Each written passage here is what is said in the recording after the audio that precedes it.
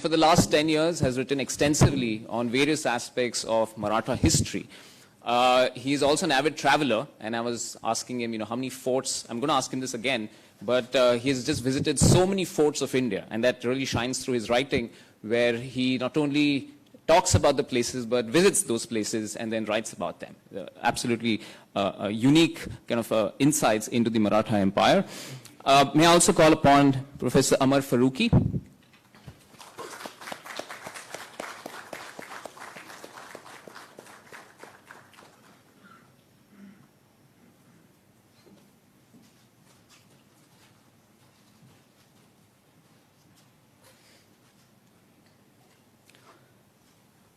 Professor Amar Farooqui recently retired from Delhi University, spent decades teaching history, written multiple books, started off with the Scindias, then an authority on the opium trade, Western India, Northern India, 18th century, 19th century are his forte. Also has a recent book just published last year on the colonial subjugation of India. What I will now do is have a few slides to set the context of what we're going to discuss, and then I'm going to sit, and it's a freewheeling chat for about half an hour, 40 minutes, and we would, of course, love to hear from you. So feel free to ask any questions to them roughly at about 10:45, 11.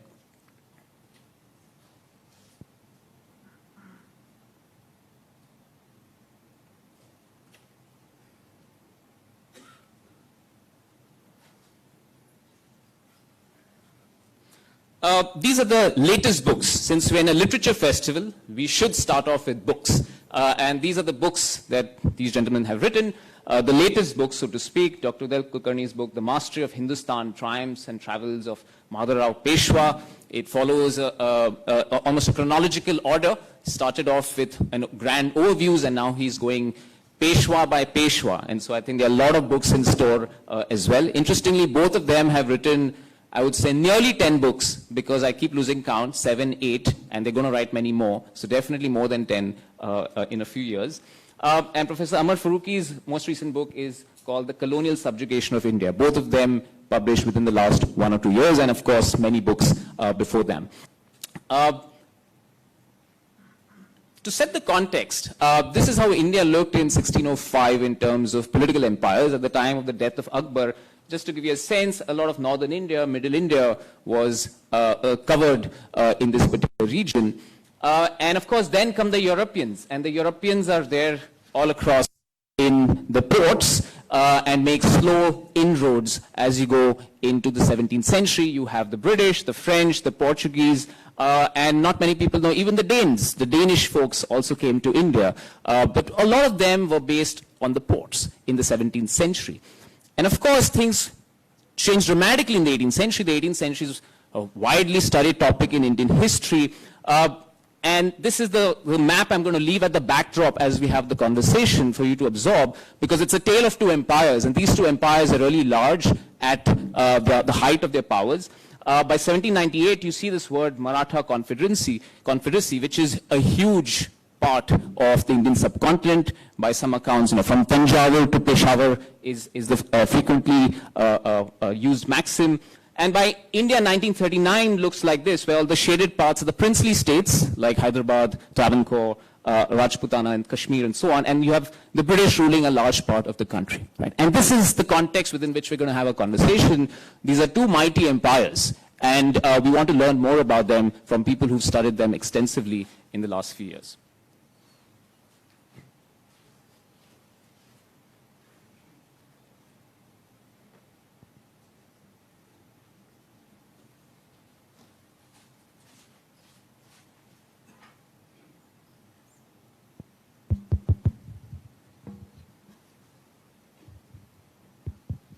So let me start by just learning a little bit about their own personal lives, and I'll start with Dr. Uday Kulkarni.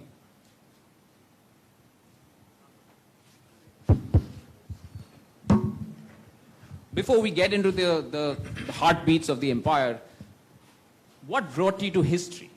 What is really the passion with which you've written all these books in your career? I think looking back at my career, I started off in the Indian Navy, and as a doctor, I did my surgery, I practiced surgery in the Indian Navy. After leaving the Navy, I practiced another 2.5 decades in Pune as a general surgeon.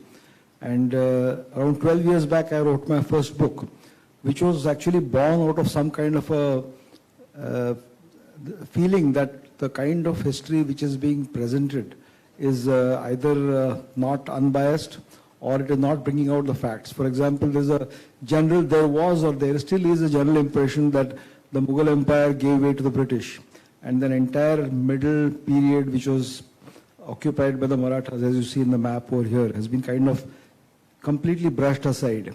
And even that period has been misrepresented by many historians. One key reason for that I found was that the Marathi documents, which are not translated to English, are not accessible to the people who are writing these books. And therefore, I felt I had an advantage in that respect that I could access documents and I could present the history in as unbiased a manner as possible.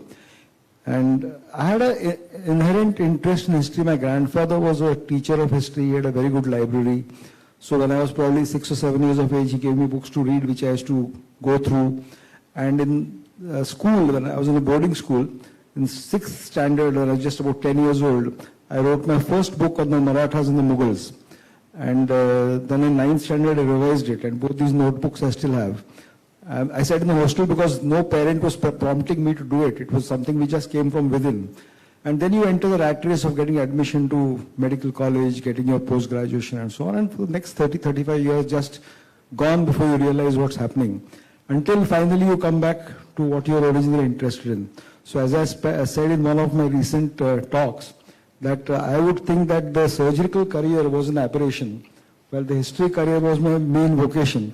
So probably देर ही सही मगर आखिर जहाँ पे आना था वहाँ पे पहुँच गए. Yeah, said so with surgical precision.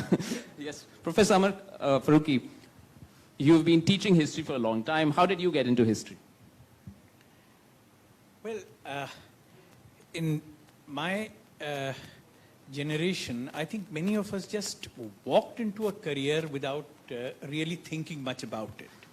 I think kids today give a lot of thought to their options, but many of us sort of chose whatever seemed attractive and not too difficult to do. So history seemed something which was not very difficult to do. But I was fortunate to have teachers in my undergraduate days who really sort of taught me a different kind of history from what I'd studied in school. I'd studied history in school as well. We used to have higher secondary in those days, so the specialization which I had was humanities, although it was a humanities with higher maths. But history was an important part of it, but I don't know whether it was the books, whether it was the teacher, whether it was a general sort of lack of interest in what I was studying. I never really sort of took history very seriously when I was in school. But I must sort of give great credit to my teacher in BA first year, P.S. Dwivedi Saab, who taught for a long time at St. Stephen's College, who really sort of taught me what history was all about. And so there's a certain kind of thinking which is required, and one needs to use the imagination. But imagination not in a way that would sort of allow you to handle facts or handle your sources in any way you choose. There are techniques, there are protocols of the discipline which you have to abide by. And I must say that, that is something which influenced me greatly, and that influence remained with me, it remains with me. And I think, those are things which matter a lot. What kind of teachers you get, what kind of peer interaction you have in your early days, and that has helped to sustain my own sort of interest in history. Wonderful. Dr. Uday Kulkarni, starting off on the Maratha Empire. The first question to both of you is, how do you describe, we've had many, many empires in Indian history. What is distinctive about the Maratha Empire? A few of your personal insights that you found over the years You also already mentioned a few as to how people have seen the empire. But also maybe some personal stories about how you found out something, along the way. How would you characterize the Maratha Empire?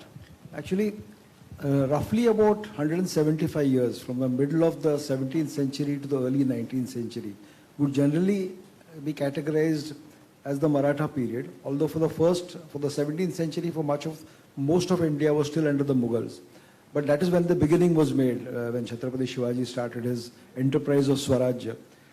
I think it is very important to understand this word Swarajya. Swarajya means your own rule. And that word was very, the choice of that word was important at that time. And you will find that in Indian history, this word has been used only twice. It was used when Chhatrapati Shivaji founded his kingdom and when Lokmanya Tilak fought against the British. So both these times it was considered by the people who started their enterprise that we were under some kind of foreign domination. So it was not that Marathas did not take part in martial activities. They were serving the Bahmani kingdoms before that. They were serving the Mughals before that. So they already were a warlike race. But it was during Chhatrapati Shivaji's time that they were told to fight for their own kingdom, though he faced a lot of resistance in his early years. And he managed to put this resistance down or put it aside and forge his own kingdom. And it was very significant when he was coronated as king on the fort of Raigad in 1674. So he had a vision, like how many kings in Indian history have founded a navy at that time, recognizing that protecting the coast of India was very important. So these are some of the very important things that were initially, they were central ideas on the foundation of the Maratha Empire. Unfortunately, after his death, there was all the ideas which he had implemented, the central structure of the kingdom, the treasury which paid the army, all these were washed away because when the Mughal emperor came down to the Deccan, it was a battle for survival. And this battle for survival, actually, the original principles of the Maratha state got dissipated. And from the king, the power went to the prime minister. And over the next 100 years, you find from prime minister, they go further down to the ministers and the generals of the empire. And this leads eventually towards the end of the 18th century, it leads to a infighting amongst themselves, which the British could capitalize on and defeat them and take over in 1818, the Third Anglo-Maratha War, 1803 to 1805, the Second Anglo-Maratha War. These wars were basically lost, though they had, in 1803 to 5 especially, they had the superior military force, but because their generals abandoned them on the eve of the battle and joined the East India Company, they suddenly found themselves without their commanders and they lost that battle. So India's independence was lost, if you have to put a date on it, it was sometime between 1803 and 1818. And these were the Second and Third Anglo-Maratha War, when the entire land mass was actually occupied by the British, and all these, the Scindias, the Holkars, the Bhosles, the Peshwas, they were all pensioned off, or they were made the protected kingdoms and subsidiary treaty. But this particular episode, looking back, now what is the significance? For example, the Battle of Panipat, which stands in the center of the 18th century. What is the significance of the Battle of Panipat? Had the Marathas stayed south of the Chambal, everything was fine. I mean, there was no need to fight the Battle of Panipat. Ahmad Shah Abdali would have come to the north. The Rohilas who were across the Ganga were very keen that the Marathas were pushed down. The whole idea being they should remain restricted below the Chambal. I put it to you today, I mean, this could be a hypothesis, that had the Marathas not fought the Battle of Panipat and put a kind of a check on the fifth invasion that Ahmad Shah Abdali had come in fighting that battle, I put it to you that probably the boundaries of India would have been much closer south, probably near the Chambal on the south bank of the Yamuna today. And we would probably at 1947 have reached a stage where East and West Pakistan could have been joined across the Indo-Gangetic belt. Today, when Abdali went back, it was an informal thing that the river Satluj would be the boundary between these two empires. And today, the river Satluj runs across 200 kilometers of the Indo-Pakistan border. So eventually, history forges geography. And here is one hypothesis I would put forth that actually happened because of that. Secondly, there was a civilizational aspect, there was a cultural aspect, there was a rejuvenation of what had been lost. If you go to a city like Varanasi today, for example, most of the ghats which were built there, though the Marathas never ruled Varanasi, most of the ghats and the temples which were built there were built with the money sent by the Marathas from the 1730s onwards. There are innumerable letters of Marathas having received the letters. I bought this plot of land, I'm building this ghat here. The Bhosle Ghat, the Shinde Ghat, the Peshwa Ghat, the Raja Ghat, they were all, even the Dashashwamedh Ghat was built by Nana Sahib Peshwa. So in a cultural and a civilizational sense also, they left a mark in most of the country. And their vision extended to what could be called the cultural boundaries of the country. Before the Battle of Panipat, you find letters written by Sadashivara Bhau to the Nawab of Awadh that let us get rid of the external invader first and then we'll settle the matters amongst ourselves. So in many ways, it was a kind of an enunciation of what could be the boundaries, political boundaries of India. Or when Raghunath Rao reached Lahore in 1758, and the Shah of Iran wrote to him that between the two of us, let us crush Abdali. And this letter was on 4th of May, 1758. He writes to the Peshwa in Pune that, but I say, why should we give Kandahar, why should we give Kandahar away to the Shah of Iran? It was part of India till Shah Jahan's time. So this concept of what was India and what we are losing, we kind of have this kind of a arrangement with them. That was a vision which the Marathas, it was a pan-Indian kind of a vision which they had. And so that was their importance when you look back 200 years. That's my feeling. I think very well put. And also this critical period of 1800 to 1818, where things could have gone anyway. We could have maybe been speaking right now, not in English, but Marathi. And both of us, being from Maharashtra, would have loved that. Or Persian, or all these counterfactuals of what language we would have been speaking right now if the British had not prevailed over the Marathas in 1818. Yeah. There's a very interesting story by the astrophysicist, Jayant Naralikar, where he goes into a siesta as he's traveling in the train from Pune to Bombay. And he imagines that there is a passport, a visa point just short of Bombay, where he's entering British territory. And the rest of India is Maratha Empire. And had Vishwas Rao not died at Panipat, what could have happened? He's written a full chapter on that. It's a very famous account, and someone growing up in Mumbai, definitely engaged with this. Professor Amar Farooqui, any reflections from your side on the Maratha Empire, and then something more on the British Empire, especially in contrast with the Maratha Empire? Yeah. Before I come to the British Empire, since we are talking about 1803 and 1818, particularly 1803, 1805, I'm referring to the Second Anglo-Maratha War. I just wanted to sort of mention that some of the recent work which has been done on the Second Anglo-Maratha War in particular, particularly the work of Randolph Cooper, has sort of, in a sense, reinstated the Marathas and looked at, provided longer history of Maratha military organization, which generally gets attributed to what are called military adventurers from Europe. So there is a process of state formation in which military fiscalism becomes important, in which mobilizing resources for raising a regular army becomes important. And that state formation remains important to particularly, especially to the Scindias and the Holkars. In fact, in the post-Panipat period, the great Mahatji was to actually emerge as the most formidable military leader in central north India. Now, looking at the Battle of Assaye, which was one of the crucial battles of the Second Anglo-Maratha War, he has examined Arthur Wellesley's correspondence and some of the other military officials of the company and British officials of the Royal Army. And one of the points which, one of the statements that he made in later life, Arthur Wellesley, later Duke of Wellington, victor at Waterloo, was that Assaye was the toughest battle that he fought, much tougher than the battle at Waterloo.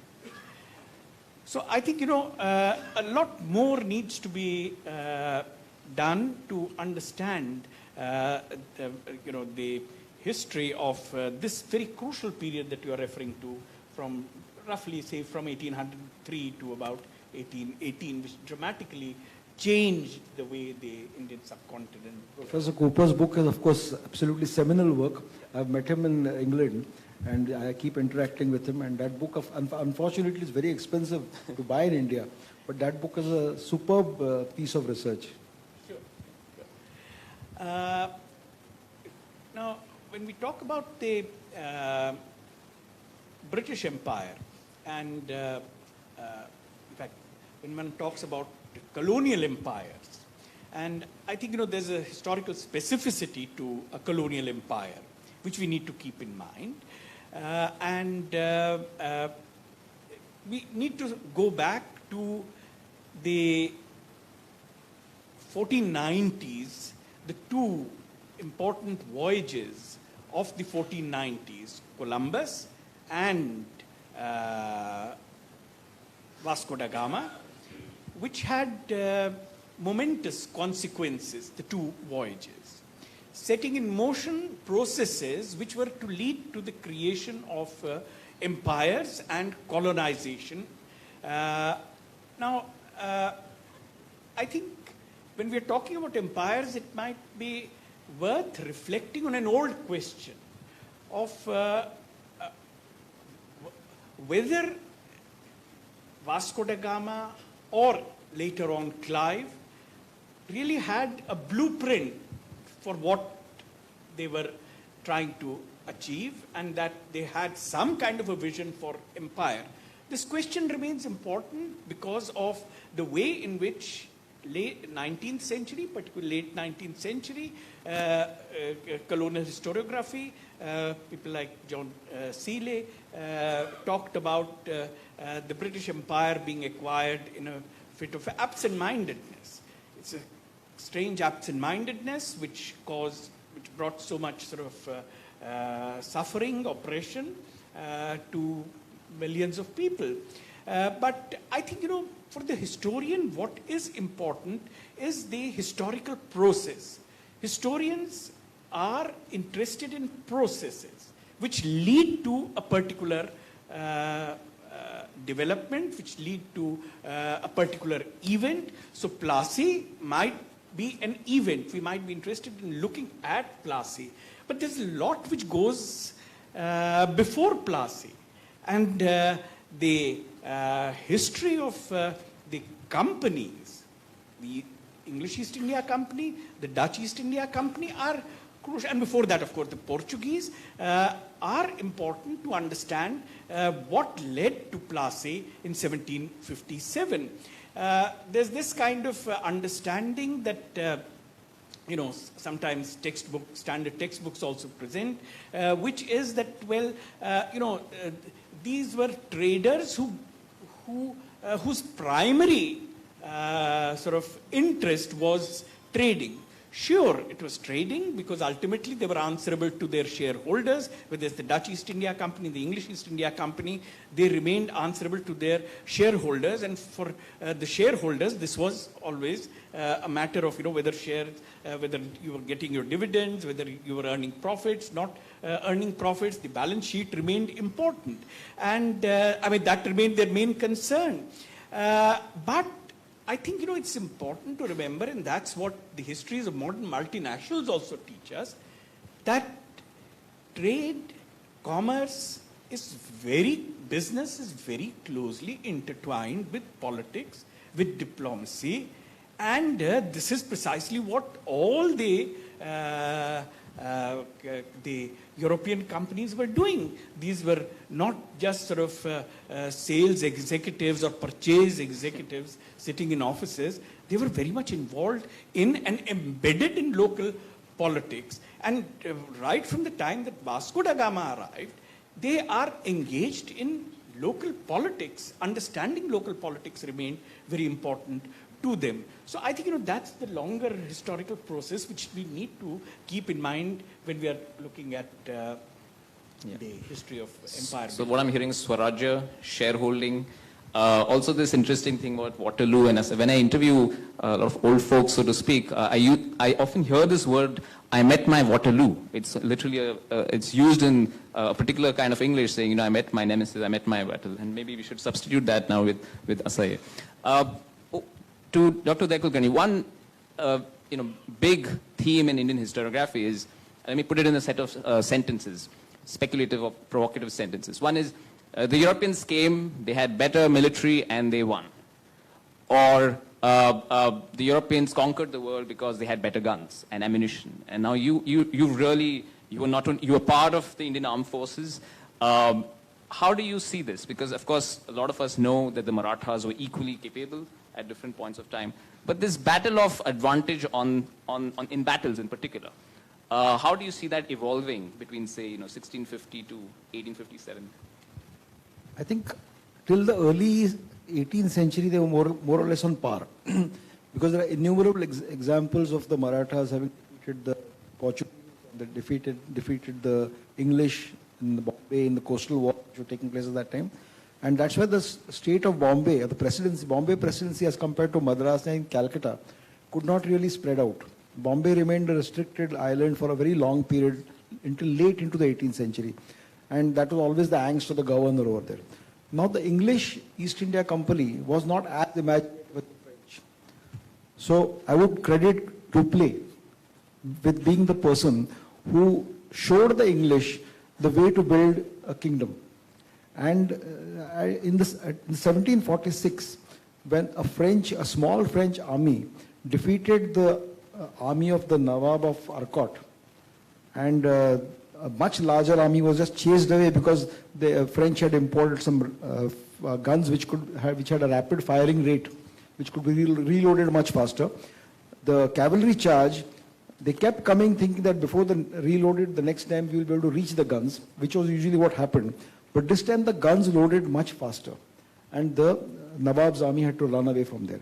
This victory in 1746 was what actually paved the way for the French to take over the Nizam's kingdom. First, the Nizam became a puppet in the hands of Bussy, and also to take over the kingdom of Arcot. And all that the English had at that time was the fort of Trichinopoli. And Trichinopoli proved to be the place where the French met their Waterloo, or their Asai, if you would like to put it. So it was there that the kingdom of Mysore, the Marathas and the Murara, Ghorpade, the French, because Dupleix made it a prestige issue to capture Trichinopoli, and these three powers poured everything into Trichinopoli. And that is where Clive made his mark by having a diversionary raid and capturing Arcot from under the nose of the French. And that is where the English revival started. And Clive and his mentor, Lawrence, actually, they were the people who founded an army for the East India Company. Before that, their guns and their armaments and their defenses were so poor that there were innumerable letters saying that we don't have any way of defending ourselves against the native princes. And from there was no looking back for Clive. He went back to England, and when he came back here, Calcutta had just been taken over by Siraj-ud-Dawla. So he was immediately drafted to go and take back that fort, and luckily for him, he had a huge royal navy with him. So let us get one thing clear, that it was not the East India Company traders who won the Battle of Plassey or who captured Bengal. They had tremendous support by the Royal Navy. And not only the Royal Navy, but they had some British army elements along with them who had come from England, which, though Clive was commanding them as a lieutenant colonel, they were basically British army regiments, and the Royal Navy at that time was still one of the most powerful navies in the world. And when they sailed up the Hooghly and they bombarded Calcutta, the Siraj-ud-Dawla's defenses, or they bombarded Chandarnagar and took these places, there was no way to defend these places. That is what laid the foundation of. You'll find letters from Clive on the eve of the Battle of Plassey. He's sitting in Katwa on the other side of the Hooghly, other side of the Plassey battleground, and he's writing to the Calcutta Council, and he is not sure whether Mir Jafar will change sides the next day. And he writes to the Calcutta Council, should I call Imadul Mulk to help me? Should I call the Marathas to help me? Should I go ahead and fight? He's in severe doubt the previous day. Finally, at midnight, he takes his boats, crosses Katwa, goes across to the Battle of Plassey in the middle of pouring rain.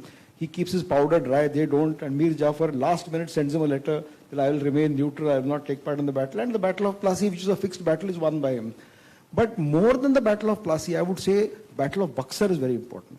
And Battle of Buxar was something which fell into the British hands. It was like a fruit which fell from the tree, because had Shah Alam II and Shujauddaulah and Mir Qasim not tried to push the British when they were only in Bengal, they would not have had the reason to come into Bihar. And they would not have had the reason to enter Awadh and to take Allahabad, to take Banaras and reach till that point. And they knew their limits, that we will not cross beyond this point. So they stayed west of that, east of those points. So in my latest book, in fact, I made a mention that the British did not make active efforts to go beyond Bengal until they were forced to do so. There was a massacre of Patna in 1763, a totally unnecessary massacre by Mir Qasim, which was really like Ali Wardi Khan's words to Sirajuddaulah, please don't disturb the beehive, which he called the British Empire. If you disturb the beehive, they will sting you to death. And that's what eventually happened. Interesting, yeah. And yeah, so late 18th century is when the ascendancy in military power, one can probably say that. Professor Farooqui, any reflections on this? And I would like you to focus on the bureaucracy. So just like a particular argument saying, maybe the British won because they had better guns, another argument could be the British won because they had better bureaucracy, better internal controls than many other empires. How do you see this, especially in contrast with, say, the Maratha Empire? Yeah, first let me say one or two observations in the light of what Kulkarni Sahab said. I'm glad you made that distinction between the company's own army, which in the 18th century was still sort of relatively weak, and the way in which the Royal Navy stood behind the company's army and at critical junctures could intervene. Of course, these are matters which you understand much better, the way in which the sort of naval intervention would have been important. But also in the early 19th century, the major wars after 1818, right till the Second Punjab War, the East India Company's army played a role which was subordinate to that of the Royal Army. So His Majesty's troops always got precedence over them, and they played a crucial role in these, particularly in the Punjab Wars. I mean, because the Punjab Wars were very fiercely fought. So I think that's something which we need to bear in mind, that it's the company, but nevertheless the company has the backing of the Royal Army and the troops. About Buxar, again, I would entirely agree with you that Buxar was definitely a much more serious military confrontation. I mean, Plassey can't even be called a military confrontation, whereas Buxar was really a serious military confrontation. And if one was to read contemporary accounts of the Battle of Buxar, Shujauddaullah's troops, they had in fact managed to take over parts of the city itself, and the fighting went on for quite some time, and ultimately it was just a matter of chance that the British were able to prevail upon the troops of, there was a particular episode due to which they got advantage in that confrontation. But it's also very interesting that some of the contemporary writers point out, and even company officials, that Shah Alam, who was present and who had no troops really, he did not accept that he had been defeated. In fact, his view was that, well, this had been a kind of indecisive sort of confrontation. But of course, events after that unfolded in a very different kind of way. But Shah Alam never conceded that he had Shujauddaullah's and Mir Qasim's troops had been defeated. Now, about the bureaucracy, I think there's a lot of there's a lot of confusion about the kind of bureaucracy which the colonial state created and standard textbooks, and I'm afraid also what civil service coaching centers are also sort of responsible for this notion of some kind of a civil service which had already come into existence in the late 18th century, shortly after they Lord Cornwallis assumed office. In fact, it's important to remember that the idea of a modern civil service did not exist even in England in the till at least the middle of the 19th century. In fact, whereas in the case of the higher positions in the civil service in India, the recruitment through an open public examination had been introduced in the 1850s. In England, there was so much resistance to the idea of civil servants being recruited through an examination till at least the 1870s. Gladstone had a very difficult time persuading his own colleagues about having civil servants being recruited. So merit cannot be found through an exam. That remained an important understanding. And in the case of recruitment of Indians at middle and lower levels, also the same argument remained important. That examination is not the best way. An open examination is not the best way of recruiting civil servants, of recruiting officials at the middle and at the lower levels. So the colonial officials have to actually intervene and find out merit. So they have the ability to figure out who's meritorious and who is not meritorious. The examination system can bring any kind of character, onto the merit list and make them civil servants. So that's not ideal. But I think we also need to remember that the civil service itself, the bureaucracy, and here I'm not just referring to the top levels of the bureaucracy, what later on became the ICS, had a very long period of evolution. And there's a silly statement which I find in so many places, including if you go to the sort of these websites where you have material on, coaching centers giving material. Cornwallis was the father of the Indian civil service. I mean, Cornwallis is in an era when the kind of civil service which came into existence, the kind of bureaucracy which evolved in the latter half of the 19th century, the kind of colonial state which evolved in the latter half of the 19th century, didn't exist. What most colonial officials were doing was to improvise. So they were engrafting the managerial organizational structure of the company onto the state, onto those organs of the state which they had acquired. And it retained pre-British elements for a very long period of time. So it's like, sales executives, because, or rather purchase executives, these were really purchase executives rather than sales executives of the company. If you were to find today sales executives turning up your door and asking you to pay your taxes, which might well happen actually. But that's the kind of bureaucracy we are talking about. And I think, there remains this, again, this confusion that here are the British with a clear-cut plan, blueprint for how they are going to rule this empire for the next 150 years, which rules out the possibility of resistance. They had to alter several of their sort of ways of ruling due to a lot of the resistance that they encountered.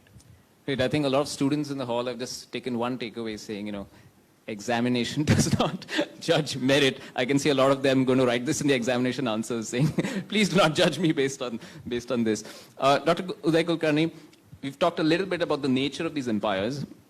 Curious now about how they interacted with other empires. And I'm particularly interested in two kind of communities which we otherwise don't really talk about too much. One is the Siddhis, the Janjira Fort, and in Ahmedabad we have this beautiful mosque, the Siddhi Sahib Jali. In fact, the institution I work in, IIM Ahmedabad, the logo comes from the Siddhi Sahib Jali. So, the Siddhi community is there in the consciousness at some level. How did the Marathas really engage with this community over this 175-year period? The other, which I'm really interested in, is in the Pindaris, which is another group which comes into a lot of the record, especially in the early 19th centuries, maybe Siddhis a bit earlier. And maybe even other empires, maybe, Mysore, French, whichever you want. But Siddhis and Pindaris, what is the engagement of the Marathas with them? Actually, Siddhis are basically from Abyssinia, today's Ethiopia. And they initially joined, came to India and they joined military service with the Bahmanis. And after the Bahmani kingdom was vanquished in 1685, 1687, when Aurangzeb took over Bijapur and Golconda, they switched to the Mughals. And the island fort off the coast of Konkan, Janjira, and of course near Surat there's another place where there was Siddhi there. These were the main places which were their headquarters, and the fort of Janjira was never captured by the Marathas. Now, why did the Marathas have an antagonistic position with the Siddhis is because right from the 17th century, you'll find that Balaji Vishwanath Peshwa, who was the first Peshwa of Chhatrapati Shahu, why does he come over to from the Konkan to the Desh? One is, of course, Konkan was an impoverished land, but because of the atrocities committed by the Siddhi on the local population in the Konkan strip. And this persecution was what led to the resistance to the Siddhi. And when these people came here, they became the Peshwas, but they didn't have much time to devote to the Siddhis because there's so many other things going on at the same time. Finally, it was Chimaji Appa, Bajirao's brother, younger brother, who actually took it upon himself that I will... first, Bajirao went there and he actually captured the entire coastline facing Janjira. But Janjira was just out of there. They could not really reach it. Even before that, in Chhatrapati Shivaji's time, you will find that to capture Janjira, he made strenuous efforts. Chhatrapati Sambhaji made efforts. A new fort was built near Janjira called Padmadurg on the island of Kansa. In fact, very strategically located 3 sea forts you will find in Chhatrapati Shivaji's time. In the harbor of Bombay, he built the island fort of Khanderi. Just off Janjira, he built a small fort of Padmadurg. And to challenge the Portuguese in the south, he built the fort of Sindhudurg. So these sea forts, that's why I said it's a visionary role founding the navy and the sea forts which we see in Maharashtra today. So from that time onwards, the Siddhi was always an enemy of the... So the first time the Siddhi was more or less neutralized or could have been neutralized was when there was a cooperation between Bajirao and Sekhoji Angre between 1730 and 1733, till only the island of Janjira was left. And Angre being the naval commander. Angre being the Sarkhel or the admiral of the Maratha Navy. And when Sekhoji Angre died in August 1733, his brother would not cooperate with the Peshwa. And therefore, you could not take Janjira by land alone. You had to have a navy operating to cut them off from the other side also. So the matter was given up there. And 3 years later, Siddhi Sat, who was the next Siddhi in that region, he had the 2 forts of Anjanvel and Govalkot, the 2 forts on 2 sides of the Konkan. And again, there was near Chiplud. So this ashram was attacked by Siddhi Sat, desecrated and totally broken down, and all these things happened. So Brahmendra Swami left the Konkan and came to a place near Satara called Dhawadshi, where you can still see his temples. And he said to Chhatrapati Shahu that this Siddhi comes and destroys my temples and destroys my town which I have built over the years. And you are the king of the Marathas, you do nothing about it. So Shahu tells Chimaji Appa that you must go and take action against Siddhi. But unless the Siddhi comes out of Janjira, there is nothing much that could be done. In 1736, Siddhi Sat actually came out, and Chimaji got this news that he has come out somewhere near, just north of Alibag. And Chimaji quickly went down the ghats and they had a battle and Siddhi Sat was killed. This was in 1736. And thereafter, the Siddhis were kind of made to feel the Maratha power in such a way that they remained quiescent after that. But Janjira was never taken by them. So that was a relationship which remained with the Siddhis. And the second question you had asked was about the Pindaris. Now, Pindaris was a feature which came up, but it was not unique to the Marathas. Like if you see in Haidar's and Tipu's armies, there were people called the Baids.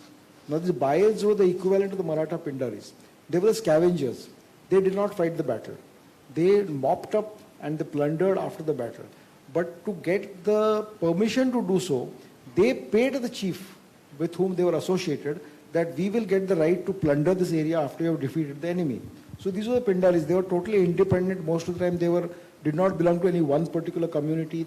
Anybody who was interested in getting some loot after a battle could join them. And if you hear some of the names which the British fought in the 1817 to 1819 Pindari wars, you'll find they're cutting across all communities. They are not of any one community, but they were opportunists who went and joined armies, paid the chief, this is the money I give you in advance for permission to plunder, and they went and did this. And as I said, this was also in other armies, though not as well known, because the British actually wrote our history, and they gave more prominence to the Pindaris of Malwa, who were once associated with the Holkar armies. But the Bayeds of Tipu and Bayeds of Hyder did not prominently feature in our history books, so those names have been forgotten. But these Pindaris were a part of Indian armies, assuming they were there in other places also. So that was the relation with these kind of things. Now, one point I would like to make is after 1818, as well as after 1857, when the Marathas found that, say, 300 to 400 forts in Maharashtra which were there, and these could be places which could be defensive positions to fight against the British. So they made a purposeful attempt to destroy these forts. Now, these strong basalt forts which you find today in ruins, they did not fall down like that because of wear and tear. The British actually went and blew them up. So, okay, an occasional fort like Raigad was bombarded for 3 days and it was caught fire and it burned down. But there are documents available, like for example, the fort of Miraj, which was built in Bahmani times, and it was a stronghold of Aurangzeb also. In 1857 to 1859, after the battle of whatever you want to call it, 1857 took place, there are documents that the sappers came to Miraj. There are diagrams available that from this bastion to this bastion is the part to be demolished, which will make this fort totally safe. Nobody can defend it against our armies. So this was systematically done for all the forts. And there is a huge file in the British Library in London which describes with diagrams which part of the fort is to be destroyed and made innocuous. And the local princes were forced to do that. So this was another thing which the British did at that time. Yeah, interesting. I'd never heard of this particular thing of a sustained campaign to destroy the forts. I should mention in passing, I'd once gone to see a photo exhibition of, I think, Uddhav Thackeray, who also has a side hobby of photography. And he had, I think the National Gallery in Bombay, and they had this exhibition of forts, and he's an avid photographer of forts in Maharashtra. Professor Farooqui, I want to build onto that and take you to 1857. And apart from many things you've worked on, you're a resident of Delhi, and you've analyzed many aspects of this particular period. Any comments on how we see this particular year in Indian history, and what are the new kind of areas opening up on this?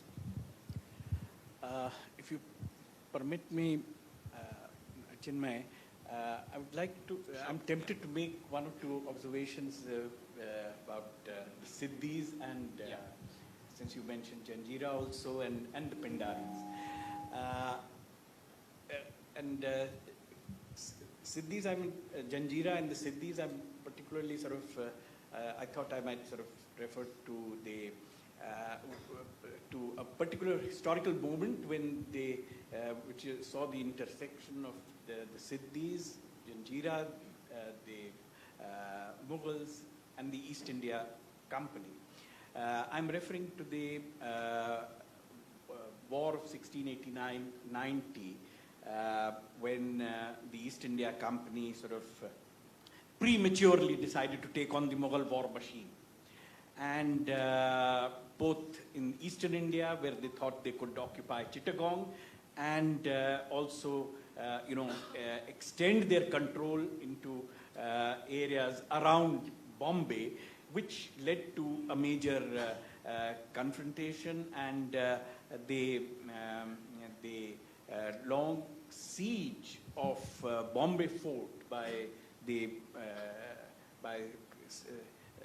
forces led by Siddhi Yaqut Khan. And there's this recent study by Margaret Hunt, who's actually sort of discussed the way in which Siddhi Yaqut sort of forces, they were so sort of firmly entrenched, and Janjira remained so very, very important to their control. And eventually, the East India Company had to sue for terms.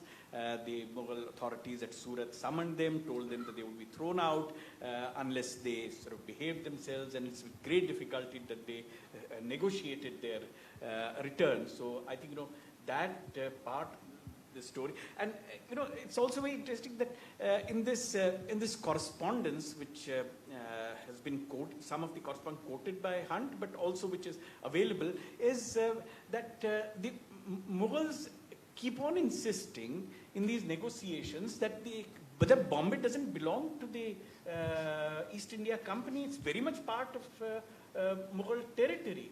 So the way in which Mughal sovereignty saw these, the idea of Mughal sovereignty extending over these settlements, which are presumed in most historical writings. I mean, obviously, there's a contestation over there. There's a contestation of what Bombay is and how Bombay is to be, whether it's company territory, whether it's Mughal territory. In fact, there's also contestation over what constitutes Bombay. So is it those islands? Is it a larger territory? So I think, that particular movement is a very sort of significant one. About the Pindaris, and I'm thankful to you for sort of giving us a sort of longer sort of history of the Siddhis and where Janjira figured in relation to the Marathas also. About the Pindaris, again, I think they've had bad press, really speaking.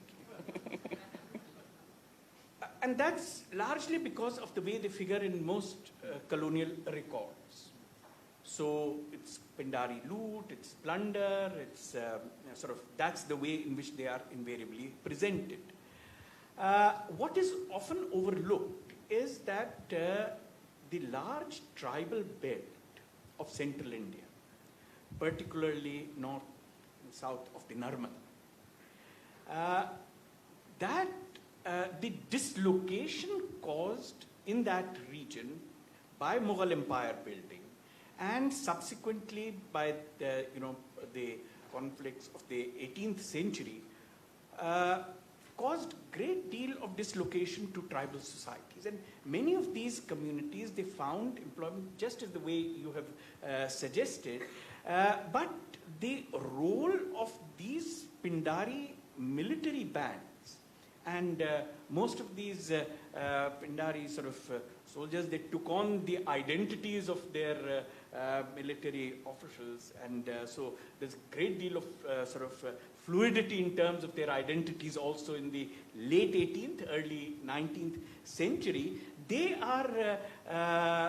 become, after the Second Anglo-Maratha War, when the military strength of the Holkars and the Scindias is curtailed, they become important auxiliaries, which provides them, in fact, with some of them with an opportunity to sort of attempt to create their own territorial base. Karim Khan, one of the prominent Pandari leaders, actually does succeed briefly in doing that, but eventually his sort of entire territorial hold is sort of demolished in the third Anglo-Maratha War. So I think the way in which they reinvented themselves, at least some sections of the so-called, because I think this became an umbrella term for a large number of groups, which is what you were also sort of pointing to in the late 18th, early 19th century. But they do acquire a very specific kind of role in assigned by the Holkars and the Scindias.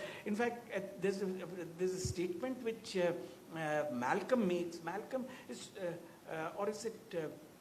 I think it's Malcolm. I'm forgetting. It's one of the key officials in that region. That look at Daulat Rao Scindia. He allows these people to sit in his presence and talk to them as equals. They are perceived as such they're outside society. I mean, they really come from sort of sections of society which are outside settled sort of agrarian society.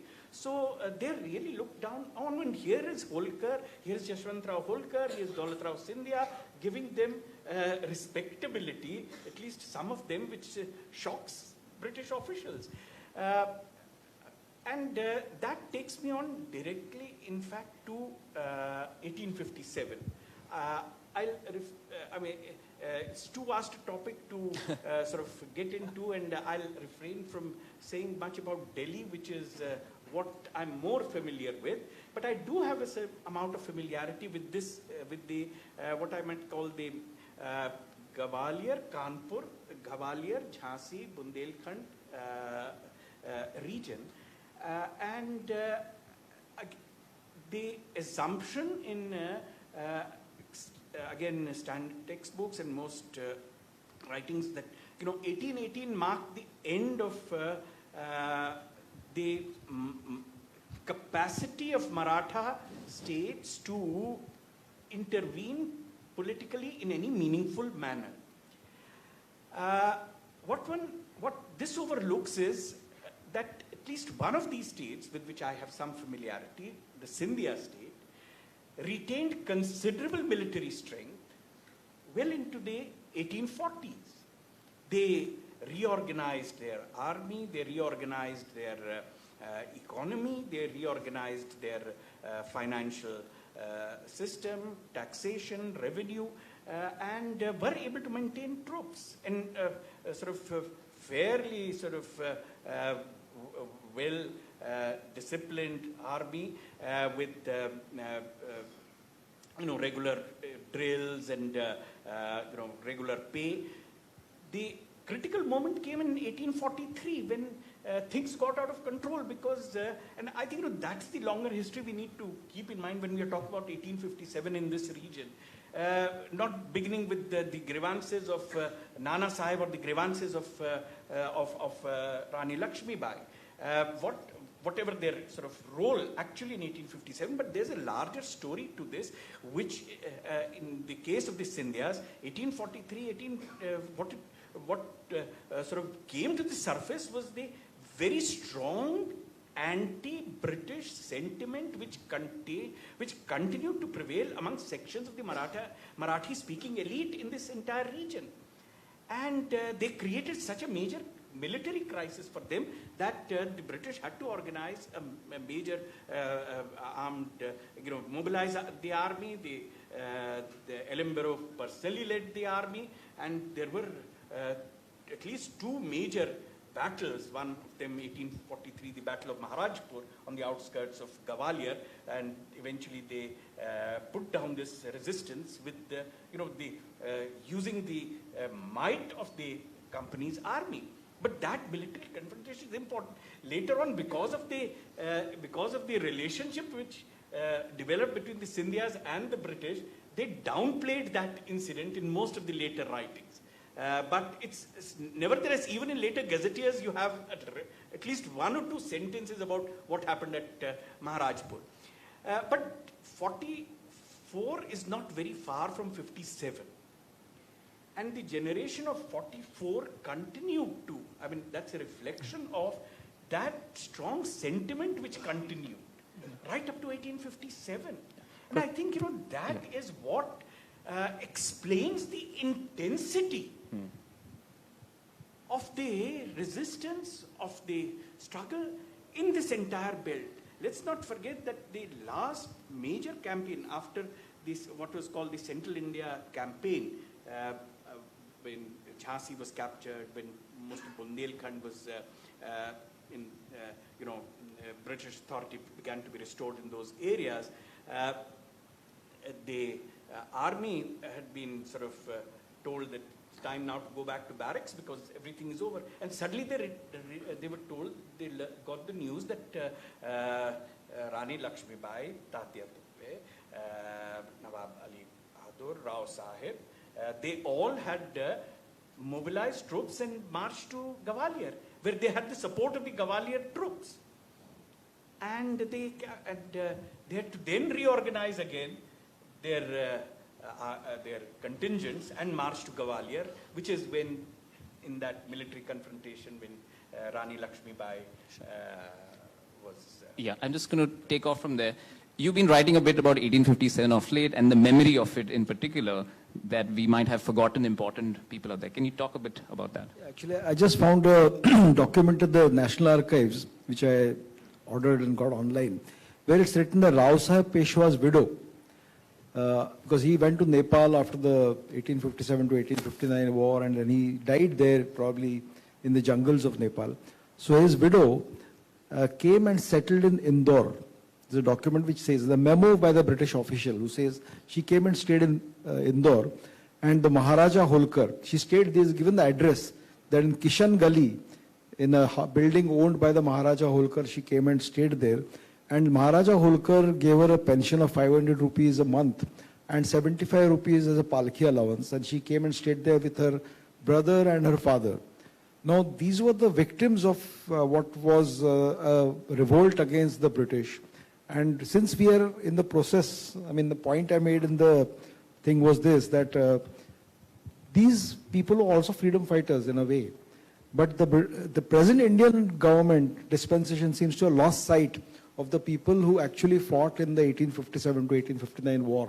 And they have not been given their due place in our history as freedom fighters, and not been, their descendants have not adequately been recognized and compensated for the sacrifices which their forefathers made, which is actually, I find that a little aberration in our treatment of freedom fighters. And on that note, what is the descendants of the Peshwas? Are they still around? Have you met them? What is this? What is the contemporary scene of a contemporary legacy of the Marathas, Maratha empires? Actually, most of the royal families today have adoptions. It's very difficult to find a single bloodline which is coming from the very ancient days. So, if you want to be a purist, the line of Bajirao Peshwa, last lady passed away in 1917. And she had no children. So that line probably ended there. But Raghunath Rao had adopted a son before he had his own two natural children called Amrut Rao. And the Amrut Rao line is what is present today. And the second line of the Peshwas would be the Nawabs of Banda, who today claim the descent from Bajirao and Mastani. So these would probably be the two houses of the Peshwas. The Peshwas from Amrut Rao's family are based in Pune, and they have some places in the Varanasi which they have today under them. And of course the Banda Nawabs, because they fought in the 1857-58 battle, they lost their all. Like the Peshwas of Kirvi, they lost their all. In fact, the Banda Kirvi loot files, booty files, there are reports of the from these two states alone, the amount of wealth which the British took away was gold chips were taken away in bullock carts from these families. And today, if you look at the state of these families who fought and lost, on the other hand, you must look at families who did not fight and where they are today. So this is a very stark picture of what the 1857 battle did to some royal families, some nobility, and the people who did not fight, where they are today. Yeah, one last question before, and then I'm going to open it up to the audience. So please keep your questions in mind, and there'll be a mic which will be going around. A question to both of you, actually. In Indian history, usually, the British are seen as exploitative agents whom we want freedom from. And especially since I grew up in Maharashtra, like you, the Maratha Empire is everything. We grow up worshipping the icons. A question to both of you. Would Dr. Farooqui concede anything good that came off the British interaction? And would Dr. Kulkarni concede that maybe, the Marathas were not that great for people outside Maharashtra? And I say this as someone based in Ahmedabad, which has had the interaction of both, the Mughals, the British, and the Marathas. How do you see others viewing within the country itself these empires? So start with you, Dr. Farooqui. Again, there's this general understanding that, the British, what did British rule give us? It gave us railways, it gave us postal system, it gave us... the language you're speaking in. The language we are conversing in. And that these are also, and of course, modern political institutions, democratic institutions, all markers of modernity. That's a very strange way of assessing British rule, colonial rule, British colonial rule. the British state, the colonial state in India in the 19th century was a modern state. And it used all the techniques of a modern state. It had its census, it had its surveys, it had in the early part of the 19th century the trigonometrical survey. It had, so these were all, as a modern state, which had to rule effectively, which had to exercise control effectively, it had to make use of all these ways in which a modern state functions. So there's nothing very British about a railway system or very British about a postal system. This is all, I mean, these are all what modern states have managed to achieve, and that's how they exercise. I mean, it was part of the way in which they exercised control. So I think, this is, and I needn't get into the question of democratic institutions, what kind of democracy, whether it was based on citizenship. There's a vast literature on that, and I think the consensus is that it was not about citizenship. So I think, that's something which we can continue to debate about, but I think there's a certain kind of assumption which we need to question very seriously about, this is something, had the British not come, we wouldn't have had our railways or our postal system. Are you thankful for the cricket? Yes, Dr. Kulkarni. Actually, the job of a historian is to be dispassionate. So, though I'm a Maharashtrian, I can be accused of bias, and I will not say that you can speak about the Marathas without bias. But yet, I'll try to put that aside and try to be a doctor who's looking at his patient clinically. So, let's look at it this way, that let's put a counterfactual. Had the Maratha Empire not been there, what would we have been? Where would we have been? Think of it that way. I'll leave the answers to you. The second thing is that the Marathas' expansion of any empire, whether it is Aurangzeb coming to the Deccan in 1689 and fighting a battle here till 1707, and the devastation that took place here, is documented in several places. And I'm not just talking about the fanaticism, I'm talking of the general population which suffered at that time. Or you look at the Battle of Panipat, when except Abdali, every other chief in his tent had pyramids of heads cut and piled up outside their tents.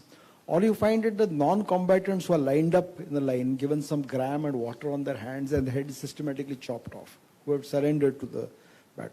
On the against this, what do you have about the Marathas? There's a book written called the Maharashtra Puran by a Bengali gentleman called Gangaram, where he describes the Marathas' raid into Bengal. Now, the Maratha raids into Bengal I've tackled in one of my books in 6 or 7 chapters. But in brief, the Marathas had no intention of coming to Bengal till 1740, when Alivardi Khan, who was the governor of the Naib of Bihar, usurped the Nawab, who was the descendant of Murshid Quli Khan, and took over killed him in battle at Giria in Bengal, and took over as the Nawab. And people who were from the Murshid Quli Khan's dynasty, they came running to Nagpur, to the Bhosles, and said, please come to Bengal because our kingdom has been taken away by an usurper. That is what led to the Maratha attack on Orissa and Bengal. And the Marathas said to Alivardi Khan, and initially they had a very, the policy was to devastate the army by starving it out. So they followed a scorched earth policy. All the granaries were burned, the villages were devastated. Whichever supplied the army, they were devastated. And the message to Alivardi Khan is that you give us a south of 12 lakh rupees per year and we will go away. This is your indemnity for having usurped a kingdom. Which for 10 years, from 1741 to 1751, Alivardi was a great soldier, a very good administrator. But he refused to give the Marathas, and the Marathas kept coming every year. In 1751, Alivardi, by then a fairly old man and tired of war, he agreed to give 12 lakh rupees south, and the invasion stopped. But you will never find the kind of massacres which Abdali, after 1757, came to Mathura and Vrindavan and committed to the extent that Yamuna's waters ran red. There are accounts from those contemporary accounts of those days which describe, you'll never find the Marathas having indulged in that kind of senseless massacre, I would call it. So you have to, there are of course stray incidents like the Sringeri Mutt is very often quoted. They attacked the Sringeri Mutt and looted the Swami, and Hyder Ali was protecting him. Now I've written an article online, but they were the Lamands and the Pindaris of the Maratha army who had gone ahead and who found that this was a source of wealth which was stored by the local rich people to save it from the armies which were coming down. And then they were, later on they were punished. There are a lot of letters from Nana Fadni saying the elephant must be returned to the Swami, the culprits must be punished and so on, which are not reproduced in English literature because these are Marathi letters. And they were published more than 100 years back, and those letters are not available in libraries. Probably only in few libraries like Deccan College in Pune I could find these entire series of documents which have been published long. So you have to put things in perspective. First thing, we are talking about the late Middle Ages, when what you see today in the 21st century and you discuss cannot be considered as, 18th century is not representative of that. It was a very violent period. It was a very communal period. Wars, today if you see in Central Asia what is going on, I don't think a civilian population is being spared by the effects of war.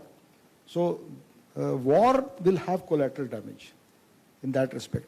The second point I put to you is the states ruled by the Marathas, whether it is the Malwa, whether it was Gujarat, whether it was Nagpur, Berar state, whether it was western Maharashtra itself, regions north of the Tungabhadra, by and large they were peaceful and settled.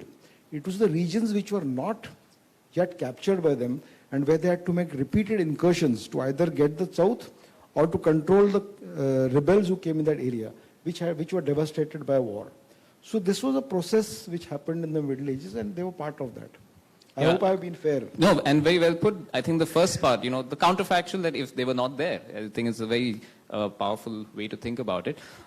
We had a lovely 1-hour interaction. We have about 10 minutes for Q&A.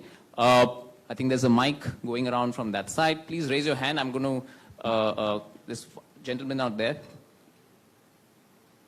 So, can you pass the mic to him? Yeah.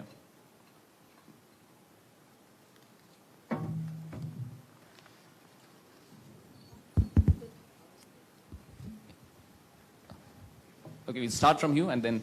Yeah. Hello. Yeah. Yes, sir. Yeah, just a general note, keep your questions very short. And if you want to address it to a specific person, do that, or just address it in general. Yes, my question is to Kulkarni, sir. I'm Shubh and I'll directly jump to the question. There are two short questions. One is, can you throw some light on relationship of Marathas with Rajputs and Sikhs? And also, what was the reason for Marathas installing dummy rulers, be it Delhi or somewhere else, and not one of their own? I just want to understand that, your point of view. About the Rajputs, the Marathas had very good relations with the Rajputs till late 1740s. In fact, Savai Jai Singh was a supporter of Bajirao Peshwa, and though he had desires to be the Subedar of Malwa, when he found he could not achieve that aim because the Marathas were very powerful, he finally tried to convince Emperor Muhammad Shah that let us recruit Bajirao on our side, give him cede the province of Malwa to him, and then use him for the purpose of defending the Mughal Empire. That was Savai Jai Singh's role. The problem with the Rajputs started with the succession at Bundi, sometime before Bajirao's death, and it actually became much worse with the succession problem at Jaipur after Savai Jai Singh's death.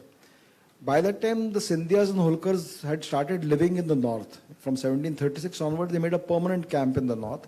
And rival factions, one was the elder son who was Ishwari Singh, and the younger son who was Madho Singh, who was born of a Udaipur princess and therefore claimed the Gaddi of Jaipur. They had a tussle for who will be the next king of Jaipur. And they recruited the Scindias and Holkars, one on this side, one on the other side. And the Peshwa wrote to the Scindia manager to withdraw from the battle and allow Mallara Holkar to do what he liked. And he finally put Madho Singh on the throne of Jaipur in exchange for certain promises of land, of some amount of money and some provinces from which revenue will be paid to them for a long time, which immediately after the coronation was done, was not the agreement was not respected. And there the tiff began between Mallara Holkar and the ruling family of Jaipur. About Jodhpur, again, the Scindias, the Jodhpur king was ruling Gujarat actually once upon a time. So when the Marathas took Gujarat, he was ruling it on behalf of the Mughals, sent back to Jodhpur. And later on, the Scindias went to him to take Chowth. And one of the Scindias was assassinated in that battle.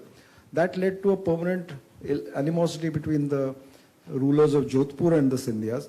So this relation got vitiated in the later part of the 18th century because of circumstances that occurred at that time. The second question about the Sikhs state or the nation had not been formed when the Marathas were at their prime. There were many Sikh missils, so to say, which did not have a central recognized authority which ruled over all of them.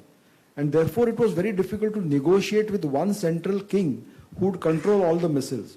Like when Marathas captured Lahore, the Sikhs were with them, but they were a little away. They did not come with the same army. They maintained a distance.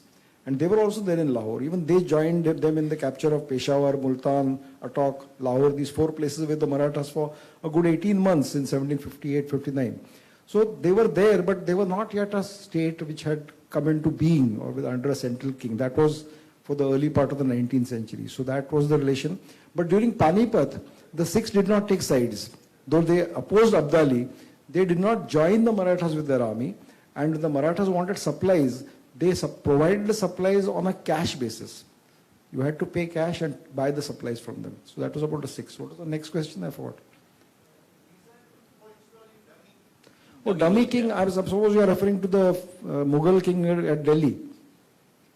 So the Mughal king at Delhi, it was like this, that when Nadir Shah came here in 1739 and Muhammad Shah was displaced for a period of a few months and from the throne, there was a move to send Bajirao to the north. Unfortunately, the Battle of Vasai with the Portuguese was absolutely going on at that time. And Bajirao went to Burhanpur and he waited there for the battle to end. The entire Maratha army was fighting the Portuguese on the coast. You'll be surprised to hear that 4th of May, by the Portuguese calendar, Vasai surrendered. And 5th of May, Nadir Shah decided to go back to his country. But it was said at that time that if Muhammad Shah has been deposed, then who can be the king? So it was considered that Bajirao with his arms will go to Delhi, but the king will be the Rana of Udaipur, not the Marathas. The second thing is that at that time, when Nadir Shah went back and replaced Muhammad Shah on the throne, there's a letter from Chhatrapati Shahu, who was at Satara in Maharashtra, where he says that it is a greater merit to repair a destroyed structure than to build a new one. Now that his fate has allowed Muhammad Shah to come back to the throne of Delhi, it is our job as the Amir ul-Umra of the empire to support him and continue him as the emperor. Since the Chhatrapati was not willing to go to Delhi as the emperor, the prime minister could very well not go and establish his rule there, though Bajirao went to Delhi in 1737. And then throughout the 18th century after that, they kept going to Delhi and controlling it, especially in Mahadji's time. So there was no way that anybody could be placed there by replacing the Mughal emperor. In fact, Shah Alam was brought back after 13 years in exile and put back on the throne of Delhi by Mahadji Shinde in 1771. Now, it was easier for them to control an emperor as a puppet rather than have another more vigorous, robust man coming and taking over Delhi and becoming a problem for them. So they allowed the Mughal ruler to reign while they ruled, if you can understand the difference between these two words. Question? Yeah. To this, this move to come to, 1771 and Shah Alam being brought back to Delhi, eventually the arrangement which was worked out by 1782 is an interesting one which sheds light on the way in which processes of legitimation also worked, which is that the Shah Alam actually gave this title of a formal title, Vakil-e Mutlaq, to Mahadji Scindia. Vakil-e Mutlaq is imperial regent, and that was the high title which, if you recall, Behram Khan and Akbar, which Behram Khan had. Of course, these are not Behram Khan days, but nevertheless, this was the arrangement. But again, there was a problem because the Mahadji could not directly assume that office because he himself is subordinate to the Peshwa. So how can he be holding such a high office. So ultimately, he was made the Naib or the deputy. So those were the sort of series of fictions which were maintained to be able to, for process, which are important. Further to that, though he was appointed the Naib Wakili Mutallaq, when Mahatma came to Pune in 1792, he wanted to have a Farman Badi, where the titles and the Nalki and all these rewards of Shah Alam he wanted to present to the Peshwa. And there was a very strong lobby in the Darbar which were opposed to this, because they said by accepting the post of a Wakil-e Mutallaq from the emperor, you are accepting that you are subservient to the Mughal emperor. So this was opposed to by Nana Fadnis and the other Mankaris, and Nana Fadnis did not attend that Farman Badi, this thing. Mahatma finally had to take permission from the Chhatrapati at Satara for having this function, and then the Farman Badi was held and these respects were paid to Savai Madhavrao Peshwa at that time. Yeah. Quick, So the short question yeah, and short answers. It's a short question. It comes to my mind every time when I read the books. Maybe it's because of English language. The shift from Shinde to Scindia, is it a colonization or a psychological colonization, or it was just because it was in English language it was Scindia? Okay. So I'll ask him this question. I'm going to just show you this book. These are two very interesting books that they've written. One is on Scindias and the Raj by him, so I'm going to ask him the question first, and then he can comment. And he's also written this amazing book on art history, right? So there are multiple dimensions of these folks that you're seeing on stage out here. Yeah. Question on Scindia and the Anglicization. Yeah. Actually, colonial officials routinely anglicized these names, and I think that's something which requires a little more reflection how Shinde became Scindia. I'll only sort of mention that my close friend and colleague in the history department, Delhi, Professor Anirudh Deshpande, in reviewing my book, actually was very critical of one thing, among other things, that I had used Scindia rather than Shinde, which is what I should have used. My only justification for that was that much of my own material came from the Colonial Archive, and that's the spelling they actually usually use. But I think that's important to understand the process whereby a particular name became anglicized in a particular way. I think there's a useful history which one could do with that. Maybe your reflection on this, Uday? Yeah, actually, there are some Marathi documents where you find in the initial years of the Scindias that they are referred not as Shinde but as Scindia. It was a kind of a more casual way of uttering the word. Shinde is the more, I would say, the respectful word of converting that surname. So today we are in Maharashtra, especially it is Sindhi. But the British, when they made them the rulers of Gwalior, and when they continued calling them Scindia, and the spelling continues to this day. And my reason for using the same spelling of Scindia is because their descendants are still using it. I mean, if they had any reason, I mean, I cannot change their name and call them something else. Yeah. On that note, I would like to add, you have a famous family surname called the Thackeray in India, Uddhav Thackeray and so on, which is remarkable because of a family which got Bombay changed to Mumbai. They have not de-anglicized their surname, which is an interesting side note into that particular family. Maybe one last question, and then we'll end proceedings from a very young student here, who's got his hand raised. Yeah.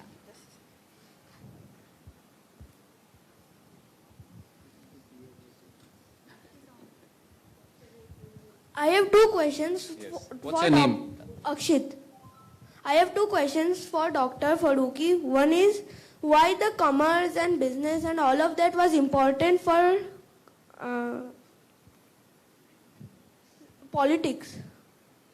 Okay, so that's one question. The other one? The other one, why was British not going beyond the Bengal? At that particular point of time. Okay. Yeah, thank you for those. Very two quick, questions. 2 minutes. Yeah, quickly.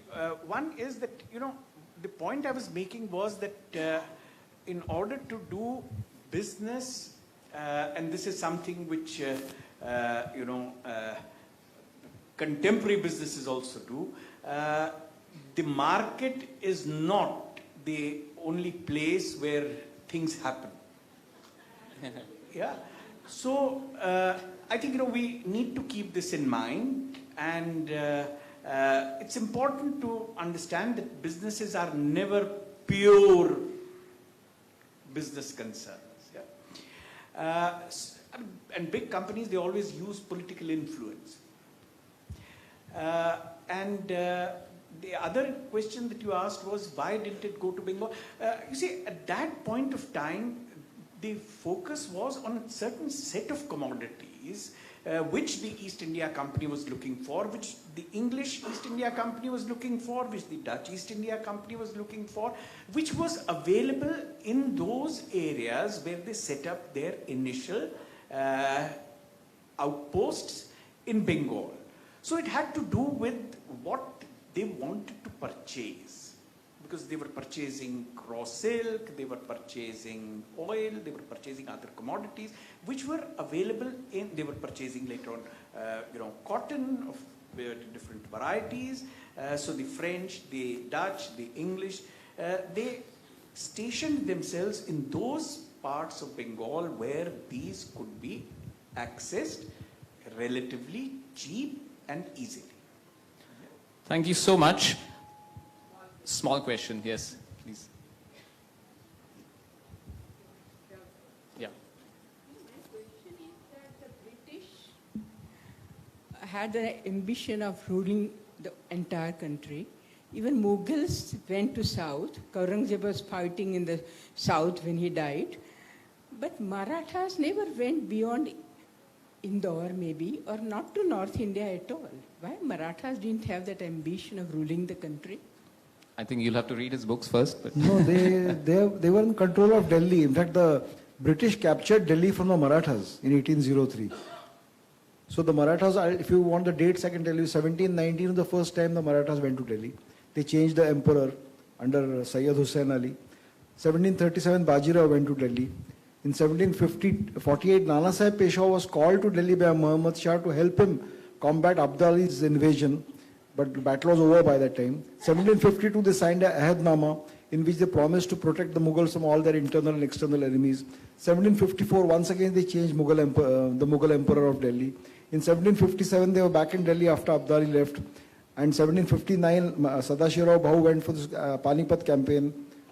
Till 1761. 1771, they were back in Delhi, and except for a few years here and there, they remained in Delhi till 1803. So they were very much in Delhi, and they went all the way till Peshawar. Yeah. And Tanjore. And Tanjore in the south. Yeah, yeah. So I'm going to have to end the session in the interest of time. To the question, there's this map which kind of shows you the extent of the empire at different heights. It's quite expansive. And the British, by the time you reach the early 20th century, have got a large part of India. The conversation on the Marathas and the British will, of course, go on forever. As residents of Ahmedabad, I must say, historically, residents of Ahmedabad were quite anxious and even maybe scared when people from Pune, the Marathas, or people from Delhi, the British or Mughals, came out here. But today we open people from Pune and Delhi with open arms to Ahmedabad, and we hope for more cultural interaction. Ahmedabad was liberated by the Marathas in 1753. On that note, we'll end this session. You can talk to them outside. Some of their books are outside, as I mentioned, out here. They have these amazing books, and there are two most recent books, these which are just published within the last 2 years. You can also buy them on e-commerce platforms like Amazon.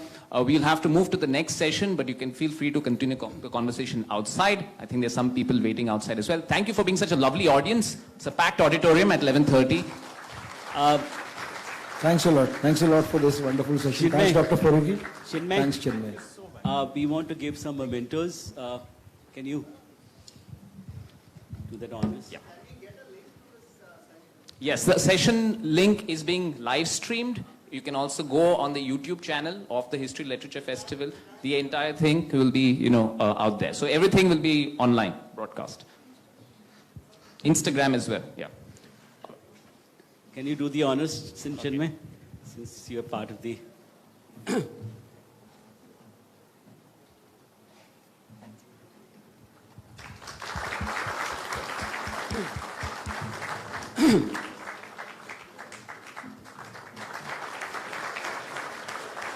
As a startup goof up, we forgot to give something to Pankaj, so I request him once again to come on stage and...